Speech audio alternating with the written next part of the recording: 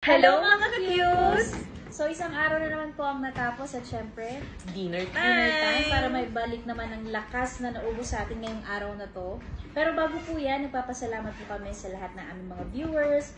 And nakakatuwa po kasi nakarating na sa Pilipinas. Ang sa ating mga videos. Thank you mga Yes, ka-cutes! salamat po. Yes, at dahil dyan, meron kami mga na-receive na messages. So, sasagutin na lang namin dito sa video na to. 2 questions. Pero syempre, bago natin sagutan yan, Yes! mga ka-cutes, familiar ba? O syempre, ito po ay ang Heaven in 7. Gawa po ito ni Kuya Ding. Yes, so ito po, gourmet bangus and olive oil natin is for 20 reals. Tama po. Ito naman natin, ano yan? Bangus sisig. O yung mga medyo wala ng time kagaya namin. Dapat kain na agad kasi napagod tayo from work. Walang magluluto para sa atin. So ito, perfect siya para sa mga kagaya nating OFW na wala ng time. At in short, actually, hindi lang marunong magluto. So ito na. O, diba? Yeah. Buksan lang natin to. Tikman natin yan. And then, ayan, diba?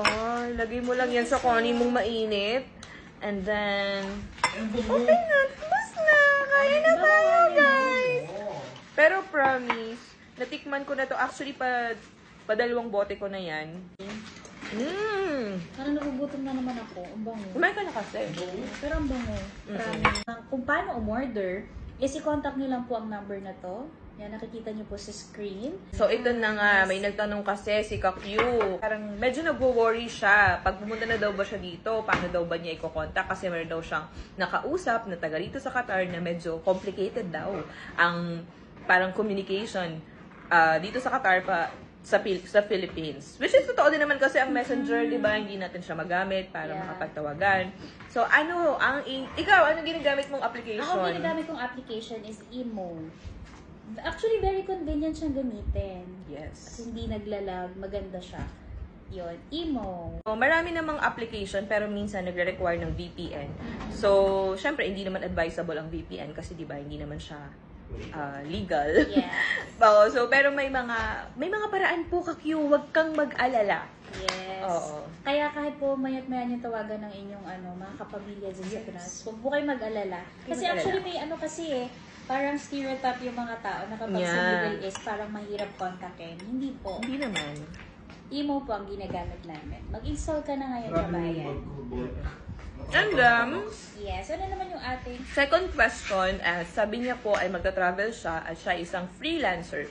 So, ano daw po ang kailangan niyang i-reading documents or any parang preparation Mga documents na kailangan niyang i-ready para makapunta dito sa Qatar. Yes, at baka tanungin daw ng IO or immigration officer. Yeah, actually po, pag po mga freelancer kasi, ayaw naman po namin magbigay sa inyo ng mga wrong information. Yes.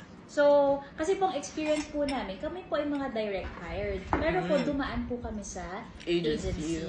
So, wala po ni isa sa amin ang ng isang freelancer. Yeah. So, mga ka-Qs, baka po meron po sa inyo na nakapunta dito sa Qatar as a freelancer, paki-comment na lang po sa comment section natin at tulungan po natin si Kabayan. Ano po? Opo. Yung pong legit at yung, alam niyo na, hindi mapapahamak ang ating kabayan papunta dito sa Qatar. Correct.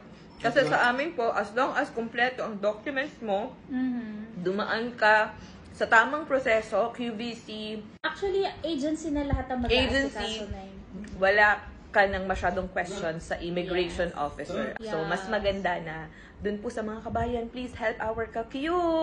Paki-comment na lang po. O, kain po tayo. Yes. So, itutuloy na po namin ang dinner. Sa mga meron pa pong gustong itanong, wag po kayong mahiya. Kung ayaw niyo pong i-comment, pwede niyo po kaming i-PM at itatry po naming sagutin.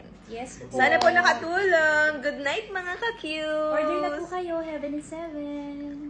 So, para naman po sa mga deliveries, meron actually tayong minimum order para po magkaroon kayo ng free delivery or free of charge.